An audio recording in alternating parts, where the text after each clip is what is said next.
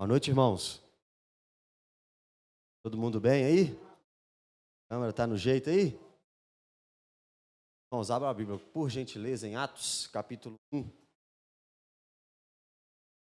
Nós vamos hoje do 6 ao 11. Atos, capítulo 1, a partir do versículo 6. Quem gosta do livro de Atos aí? Acha esse livro importante para a igreja? Sabe, quem acha que esses ensinamentos para hoje também? Amém. Então, estamos no mesmo barco. Dá esse livro até o capítulo 20. Imagina isso. Se Marcos, que capítulo demorou 2 anos, imagina Atos, ou 28. Quanto tempo nós não vamos ficar nesse livro? Nós vamos sair daqui também aprendendo como é uma igreja, aprendendo como ser crente, como ser cristão. Acho que nós estamos precisando. Estamos ou não estamos? Quer ser um cristão? Então, tomara que a gente fique 10 anos, até a gente aprender. Já Deus falando, ó.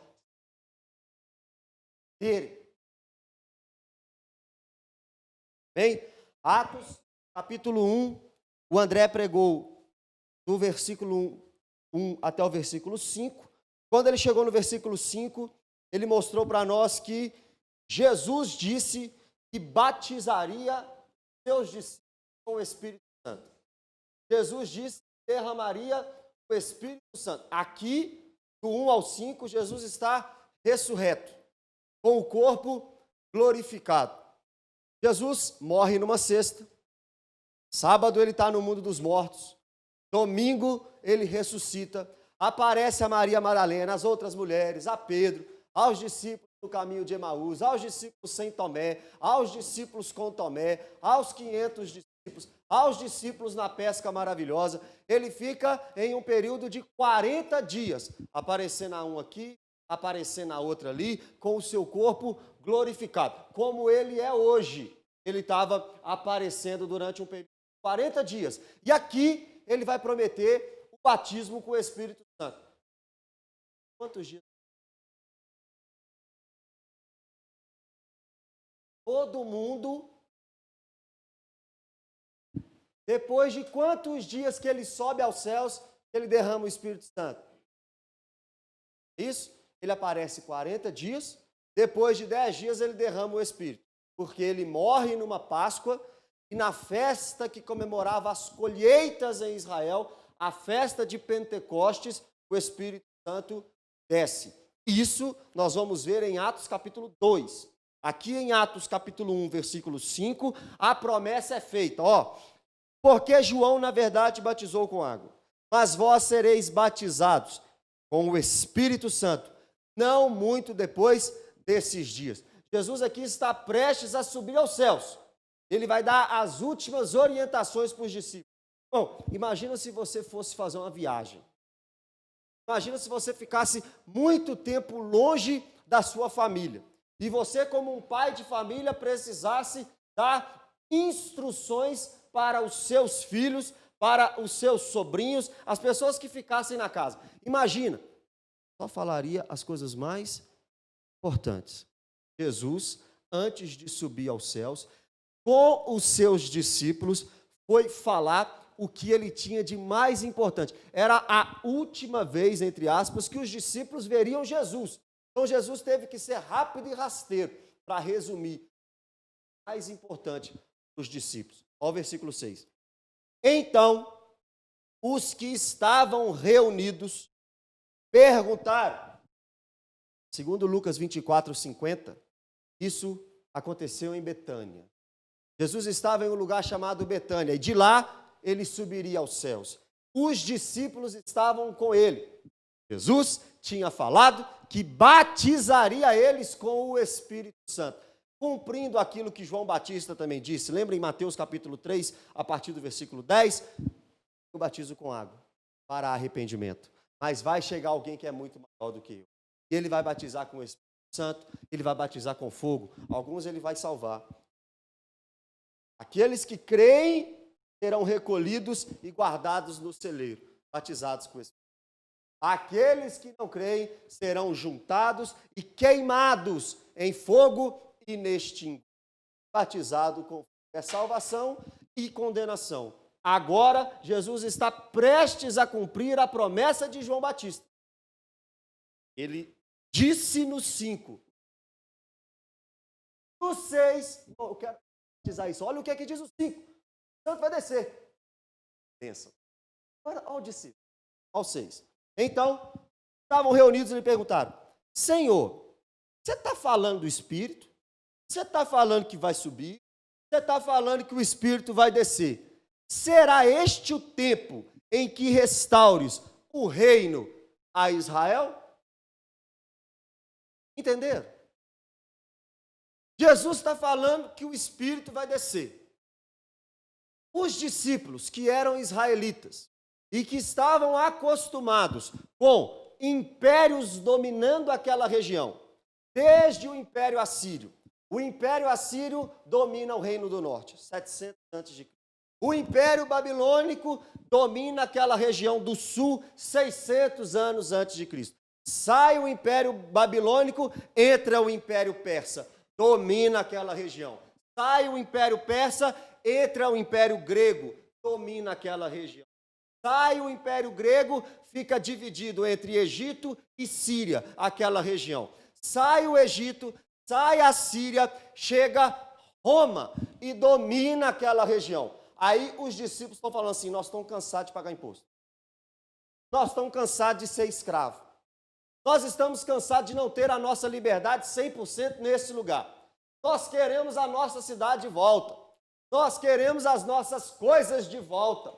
Senhor, o Senhor está prometendo o Espírito Santo aí? Eu estou juntando aqui os fatos, eu estou tentando entender. Será que é nesse tempo que nós seremos libertos de Roma?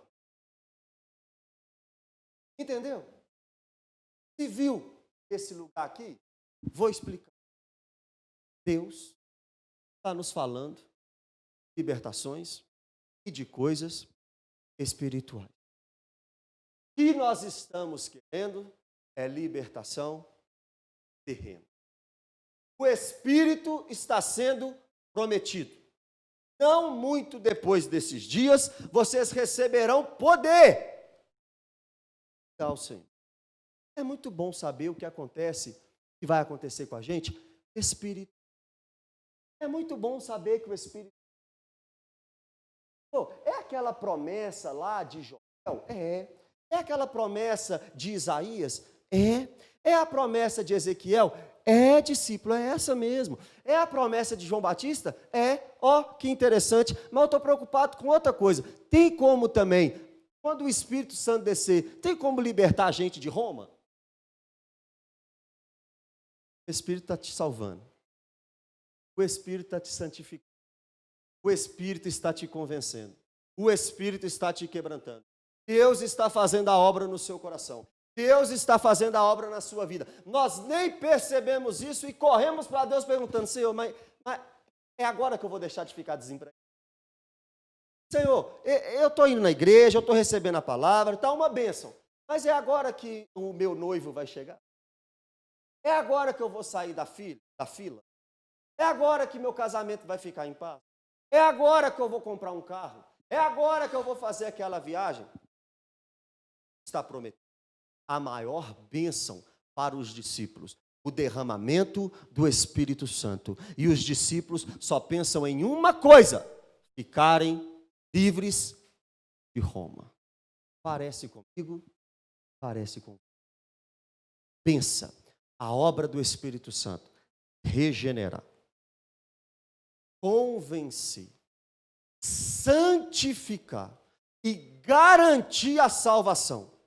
O Espírito Santo, que estava sendo prometido, faria tudo isso nos discípulos e em todo aquele que cresce. Os discípulos não estavam satisfeitos e eles falaram assim: é porque nós esperamos um Messias que vai me libertar de Roma.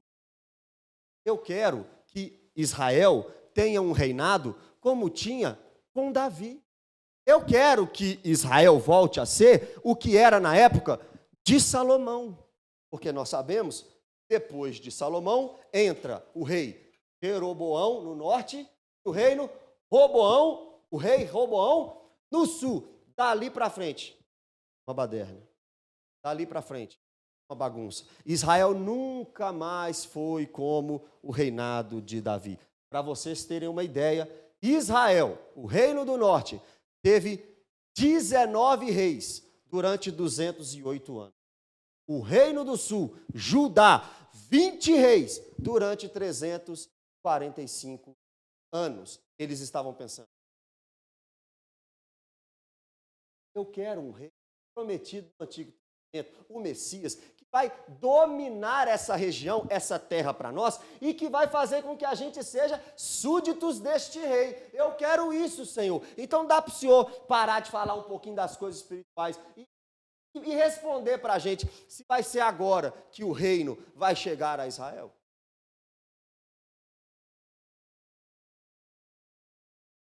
Teológico. Olha que tem que saber o grego para entender. Versículo 7. Respondeu-lhe: não vos compete. Fazer a língua. Sabe o que significa? Grego. Não é que não é da sua conta. Ele respondeu: não é da sua conta. Senhor, o Senhor vai restaurar Israel agora?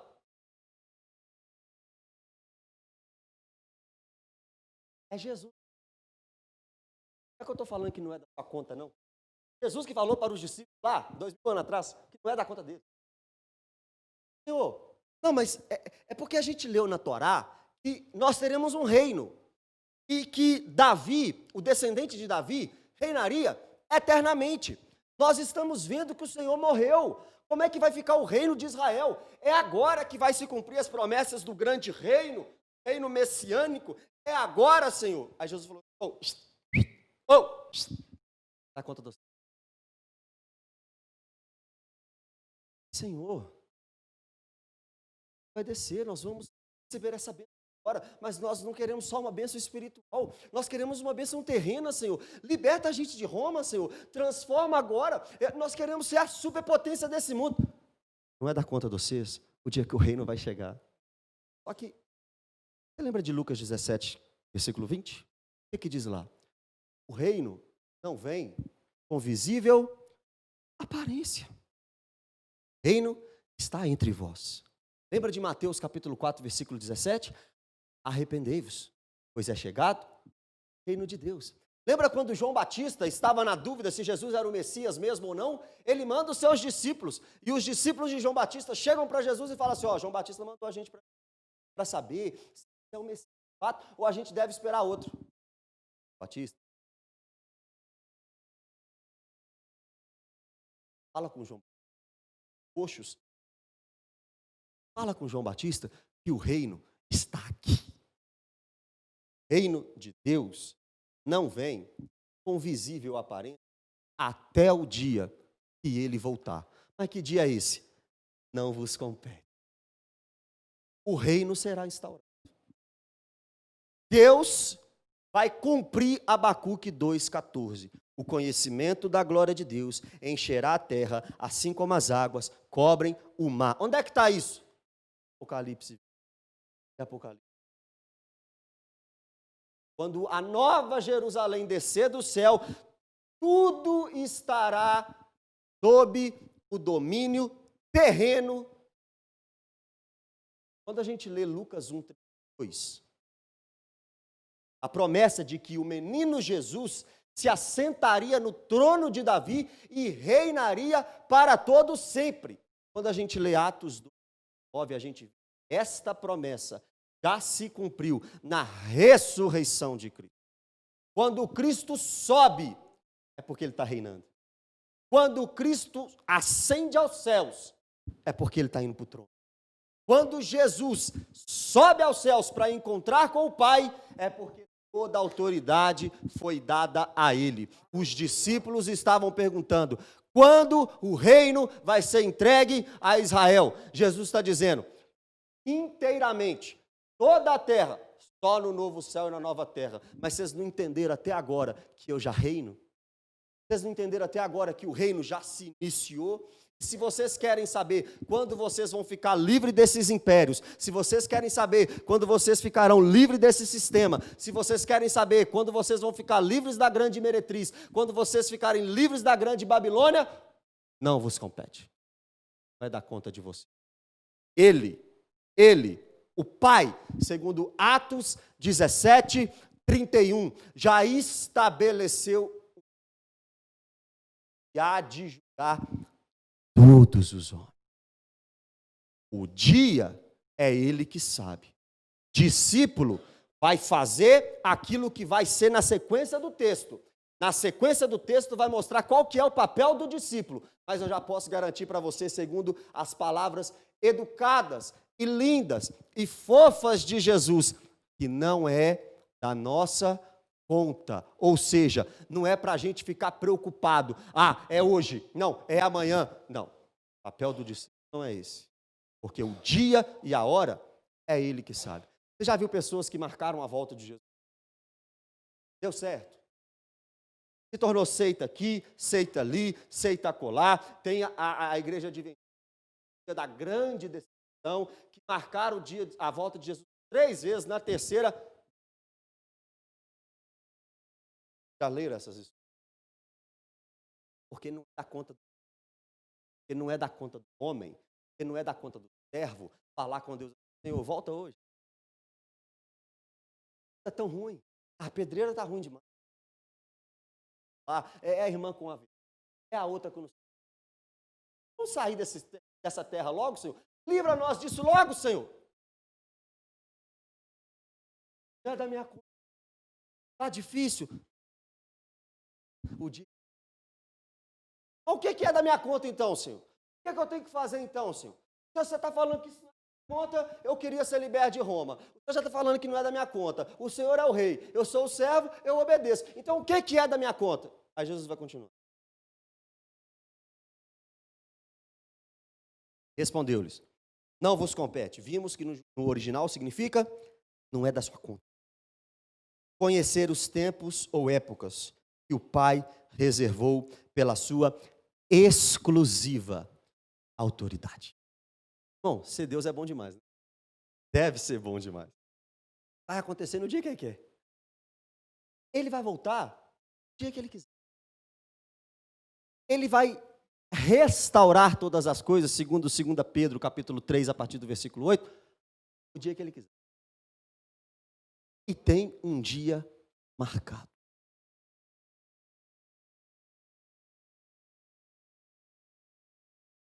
Nós poderemos a geração do arrebatamento. Está com ele, 1 Tessalonicenses, capítulo 4. Tem uma data. Tem um dia que o Pai, na eternidade, escolheu para o Filho voltar. Esperando. Marcar a data a gente não pode. Falar com Deus para libertar a gente do Império Romano, a gente aguardar a gente deve. Claro que Deus não está em 24 horas. Claro que Deus não está em um calendário de 30 dias e 12, 10 anos por década, 100 anos por século, 1000 anos por milênio. Deus não está nessa data. Deus não pensa. Deus não age.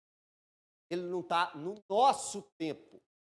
Mas mesmo não estando no nosso tempo,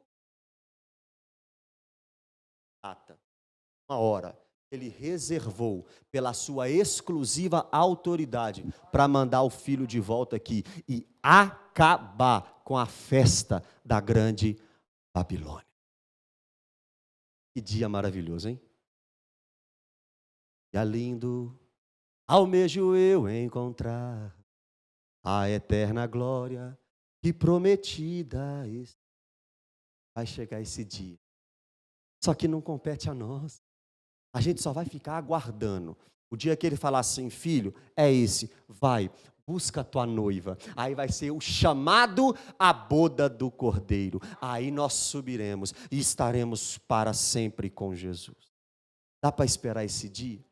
Dá para passar as lutas, as dificuldades, os problemas, as dores nessa terra, até esse dia chegar? Eu acho que dá. Eu acho que a gente aguenta mais um pouquinho. Eu acho que dá para segurar mais um pouquinho. Eu acho que dá para a gente resistir mais um pouquinho. Eu acho que dá para perseverar mais um pouquinho, porque esse dia está chegando, irmão. Esse dia está chegando, o dia da volta do Senhor Jesus. Tá, vamos continuar. 8. Agora é da conta dos discípulos. Marcar o dia não é da conta. Se libertar de Roma não é da conta. O versículo 8 é da conta e é muito da conta. E é da sua conta também. Mas, não se preocupa com o dia que eu vou restaurar, nem com o dia que eu vou voltar, não. Mas recebereis poder.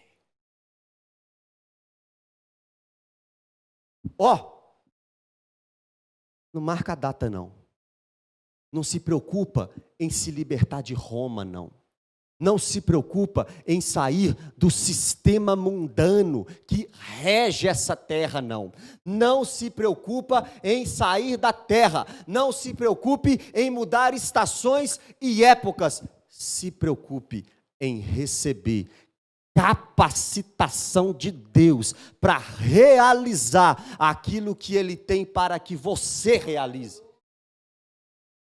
Poder, capacitação, habilidade, unção.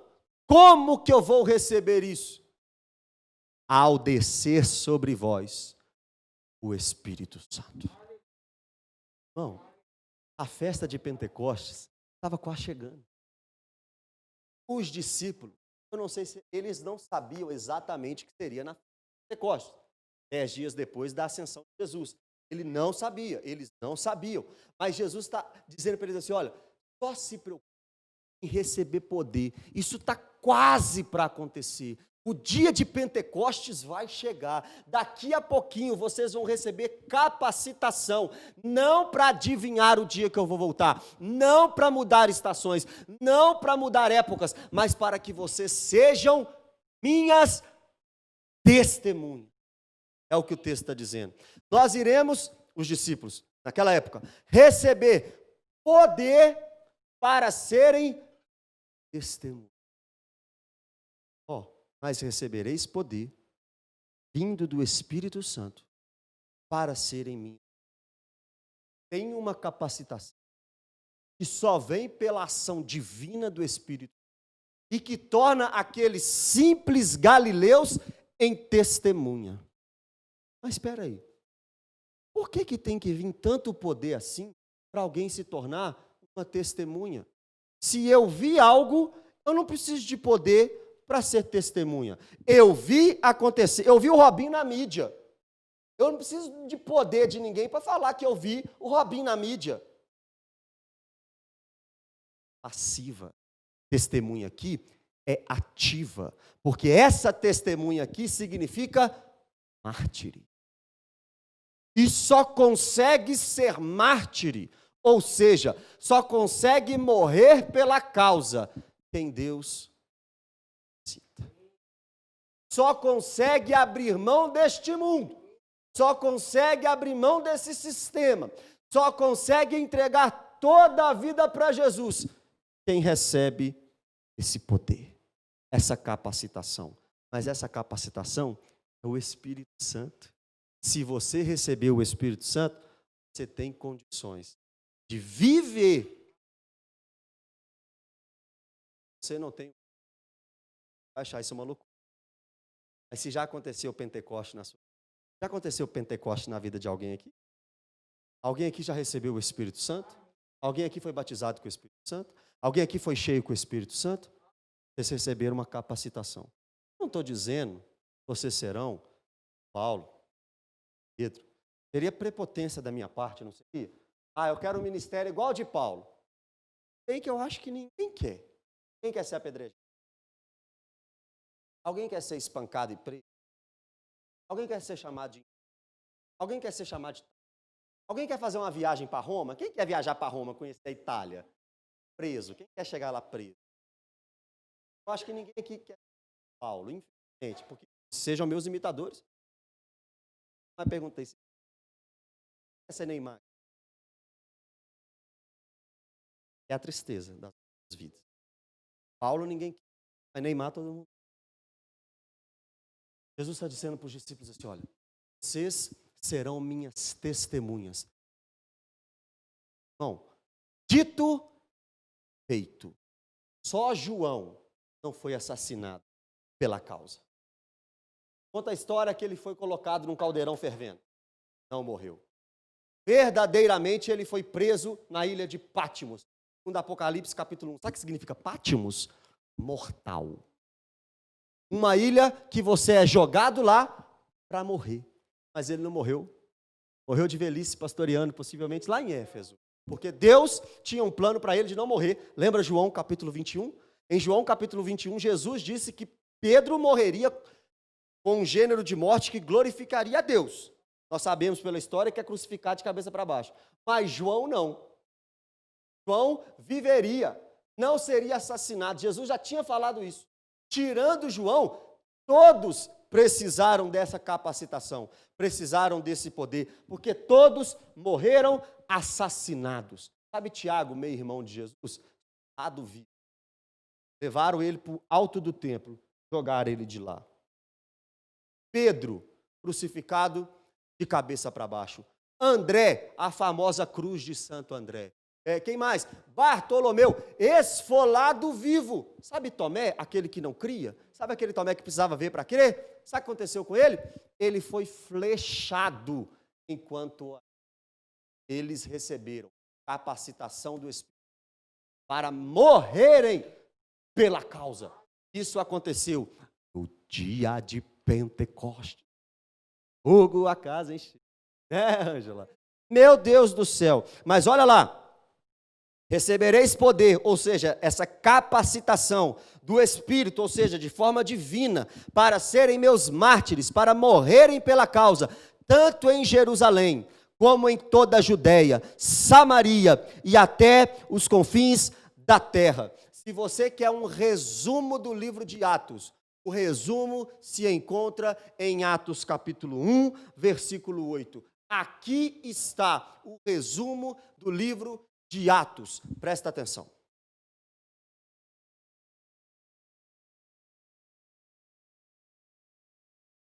Presta atenção. Jesus está dizendo, vai chegar um dia, eles vão receber as testemunhas. O que isso aconteceu? No dia da festa de Pentecostes. Atos capítulo 2. Eles estavam reunidos num cenáculo. Quando eles ouviram um som, como de um vento impetuoso. Toda a casa ficou cheia do Espírito Santo. Todos foram cheios, batizados pela Judéia. Jerusalém, capital da Judéia. Samaria também receberia o poder do Espírito Santo. Quando que Samaria recebeu o Espírito Santo? Atos capítulo 8. Filipe foi evangelizar em Samaria. Lembra de Simão, o mágico? Queria comprar o poder do Espírito? Esse é uma falsa conversão em Atos capítulo 1. Mas muitos, a Bíblia diz, que abraçaram a fé e quiseram ser batizados.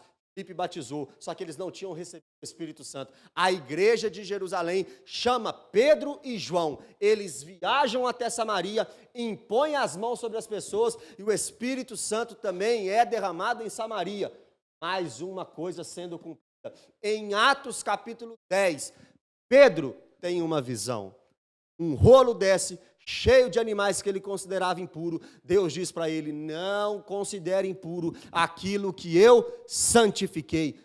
Pedro entende, o evangelho não é só para o judeu, o evangelho também é para o gentil. Ele vai até Cesareia Marítima, onde morava um homem chamado Cornélio. Ele ora por Cornélio, Cornélio recebe o Espírito Santo, aos confins da terra o evangelho chega.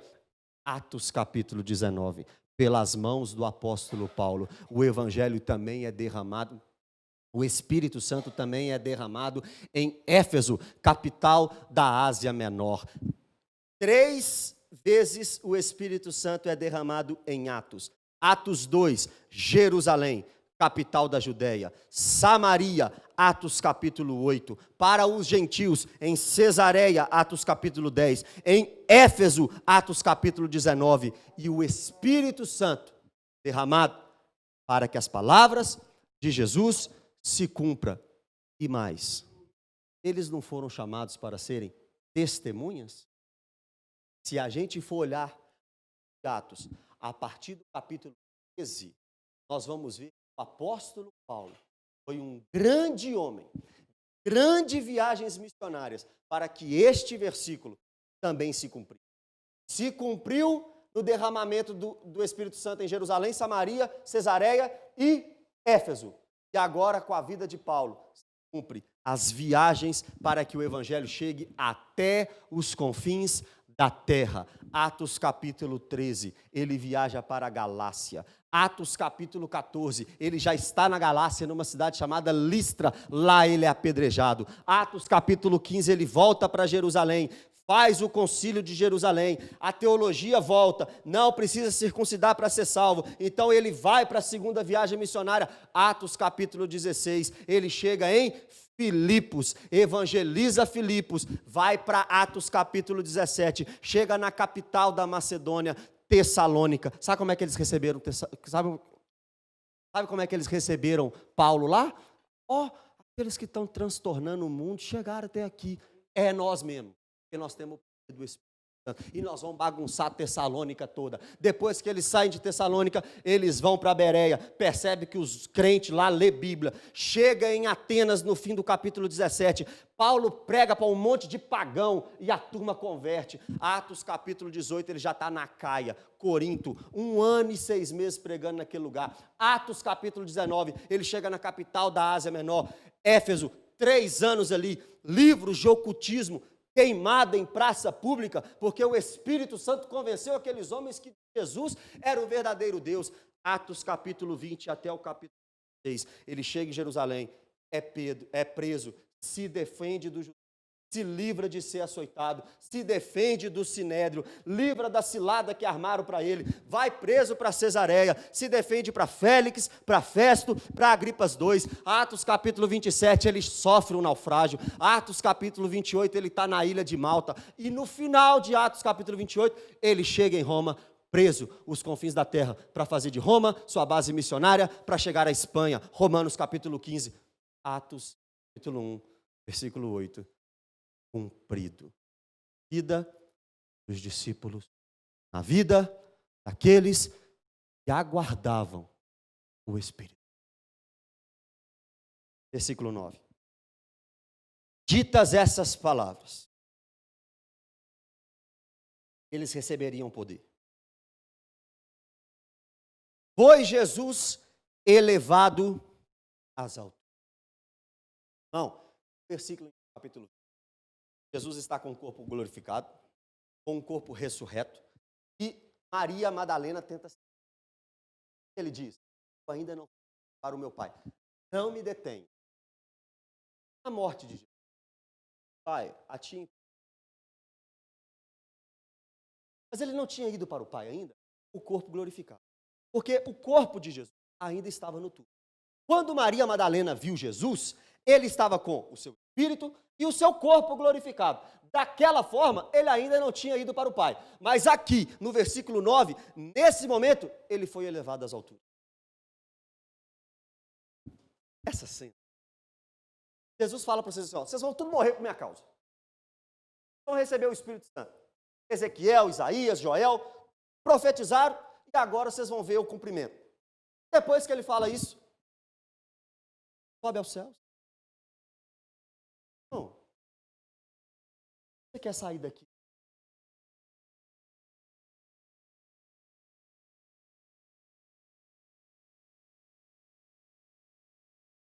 Você vai na rodovia. Você vai no aeroporto. Você dá seu jeito. Que Enoque foi para o céu. Enoque andava com Deus e já não era. Deus o tomou. Hebreus capítulo 11 vai dizer que andar com Deus de Enoque era ter fé em Deus. Mas que fé é essa? A de Jó. Enoque profetizava o Messias. Por isso, pela intimidade pela fé, pela segurança que Enoque tinha com Deus, ele não pegou avião, ele não pegou ônibus, ele subiu. E tem outro também, profeta que a gente ama, do Antigo Testamento, que fazia fogo cair do céu, que chegava um comandante de 50 soldados e falava assim, eu não vou conversar com o rei não, fogo na testa, morria. Aí chegava outro comandante com 50 soldados, fogo na testa, morria. Aí chegou outro comandante com 50 soldados, tá bom, eu vou descer, o que você quer, Acasias? Não quer morrer não, pois é, vai morrer, ficou doente, morreu. Elias, estava conversando com Eliseu, você está atrás. Você quer unção nada? Está pedindo uma coisa difícil.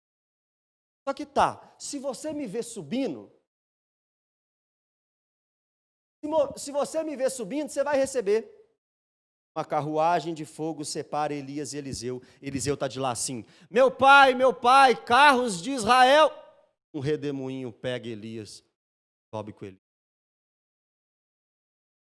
Prendesse o ímpio.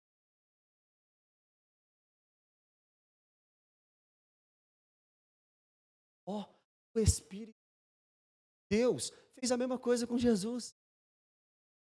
Ele está aqui, aí começa a subir. Evitar. Que doideira é essa? Subir. Só que agora, olha que lindo o que acontece com quem for. Ainda o que aconteceu com Jesus, ó. Dita essas palavras, foi Jesus elevado aos céus, recolhido pelo Pai. Você fez a obra já. Está completado. Vem para cá. Vem para cá ficar para o seu lugar. Vem para cá, porque aqui que é seu lugar. Aí, olha o que aconteceu. Tudo isso à vista dos discípulos. E uma nuvem o encobriu dos seus olhos. Jesus estava subindo, chegou uma nuvem, tapou Jesus diante dos discípulos. E esta nuvem é algo que eu respondi, Shekinah. Sabe o que é Shekinah? É a presença da glória de Deus. Agora, eu queria definir.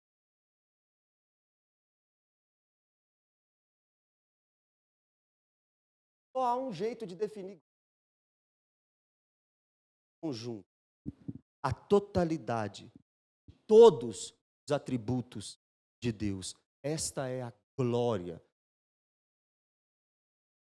Pensa na glória de Deus cobrindo Jesus na vista dos discípulos.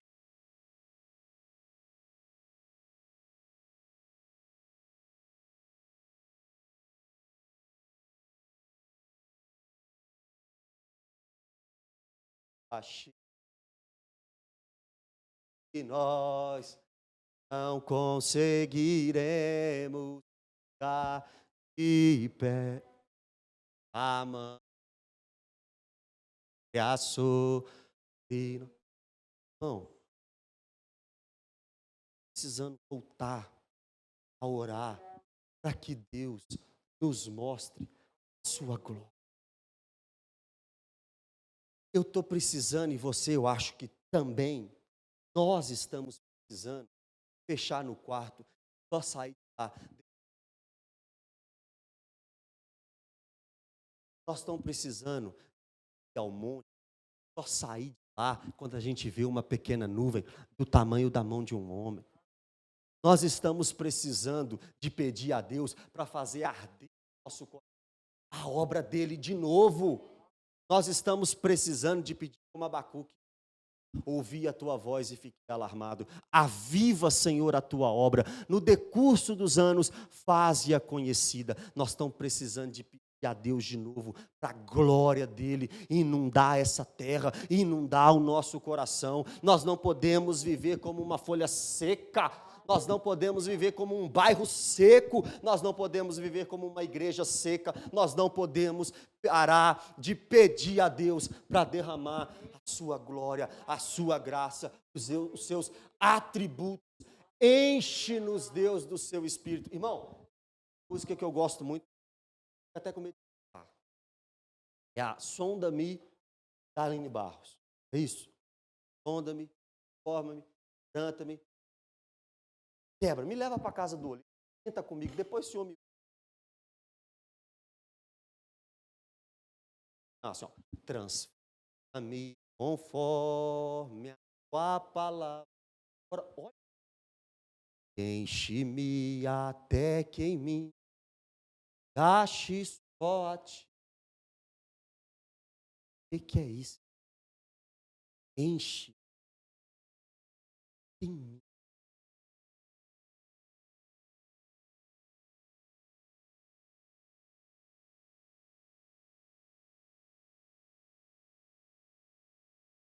Os desejos do Mateus, carnais, tenha mais espaço.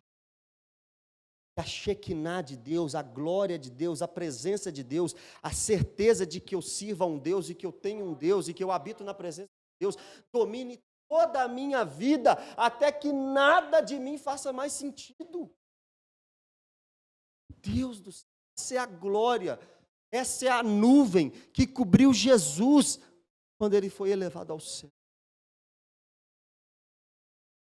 Então nós precisamos de voltar para o lugar secreto. Pedir a Ele, Senhor, derrama a tua glória. Eu quero sentir, eu quero ver, eu quero experimentar o que os homens experimentam. Muito bom a gente ler os livros, né? Heróis da Fé, livro dos Mártires, que o Edinho. É lindo, tendo lá a vida de David Brainerd. É muito gostoso.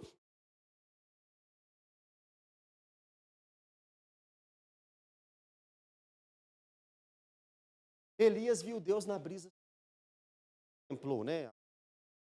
Isaías contemplou o trono. Ezequiel viu o querubim.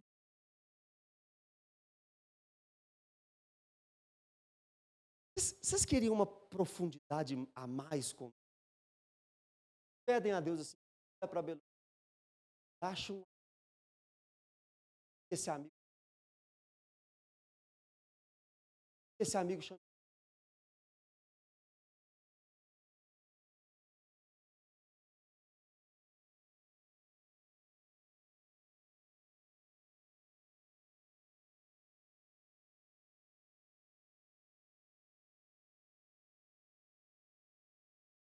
Irmãos, nós precisamos desta glória.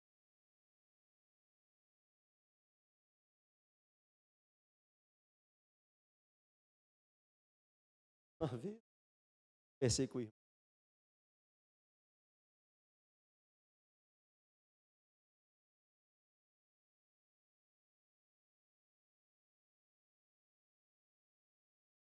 Falei, triste assim.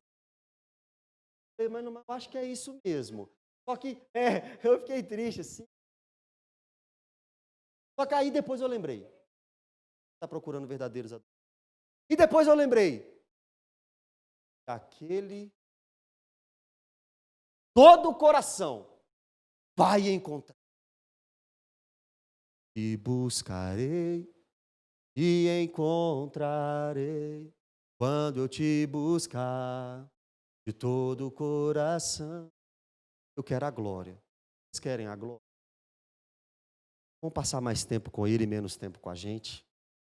Vamos passar mais pensando nele e fazendo dele e menos fazendo o nosso e pensando no nosso. Vamos dar mais tempo para ele, vamos dar mais tempo para o secreto, porque esta nuvem, esta glória fez Jesus subir. Pode estar aqui hoje.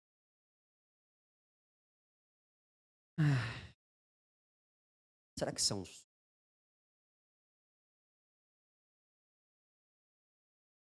Versículo 10.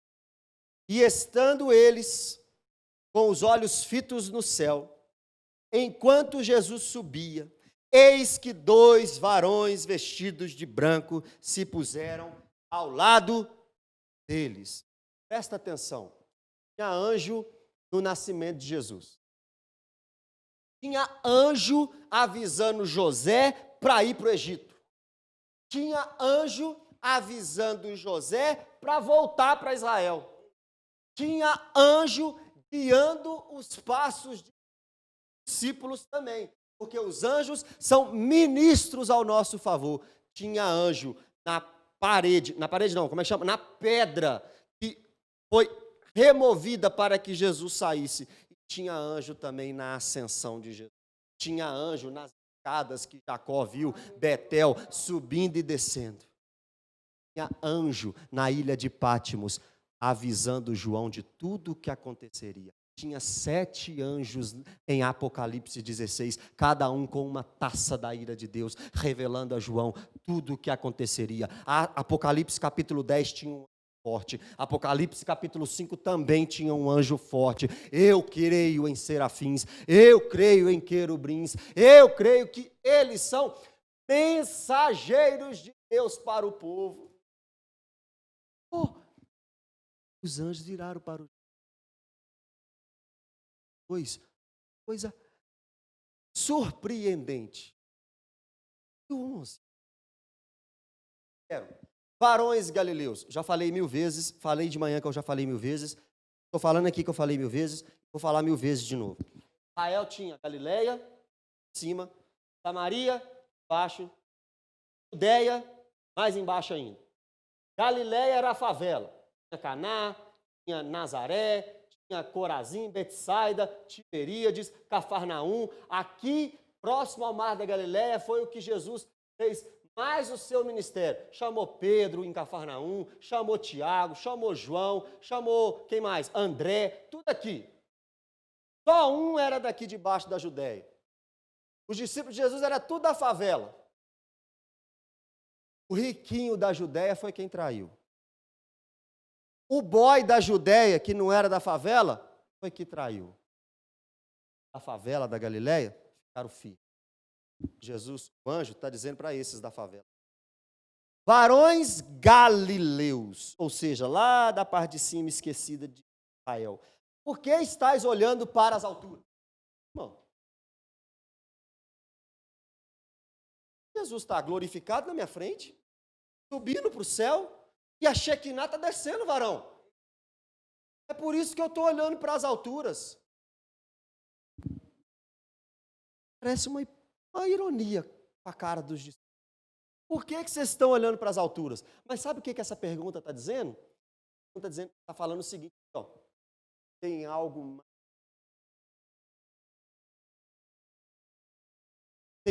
que vocês precisam focar mais do que na subida. Olha o que diz o texto. Por que vocês estão olhando para as alturas? Esse Jesus que dentre vós foi assunto ao céu, virá do mesmo modo que vistes subir. A vinda de Jesus é física, visível, gloriosa, com a Shekinah, todo olho verá, toda língua confessará. Quem não se dobrou agora, no dia da volta, vai se dobrar e vai ter que reconhecer que Ele é o Senhor. E esse dia pode demorar para a gente, mas já está marcado. Lembra do começo da mensagem? Está marcado. Ele vai voltar. E agora, só para a gente ter uma ideia de como será esse dia, e para terminar a mensagem, abre comigo em Apocalipse, capítulo 19, versículo 11. Varões galileus, vocês estão preocupados com... Estão olhando para cima? Deixa eu falar, não é a ascensão, apesar de que quando ele sobe, ele expulsa Satanás do céu, no sentido de não poder mais acusar os cristãos. Mas tem algo ainda maior que isso. Do mesmo jeito que ele vai voltar. Um pouquinho mais, Espírito. A Bíblia foi... Melhor, Apocalipse 19, 11. Olha a volta... Vi o céu aberto, eis um cavalo branco. O seu cavaleiro se chama Fiel e Verdadeiro. Julga e peleja com justiça. Os seus olhos são como chama de fogo. Na sua cabeça há muitos diademas. Tem um nome escrito que ninguém conhece senão ele mesmo. Está vestido com um manto tinto de sangue e o seu nome se chama Verbo de Deus.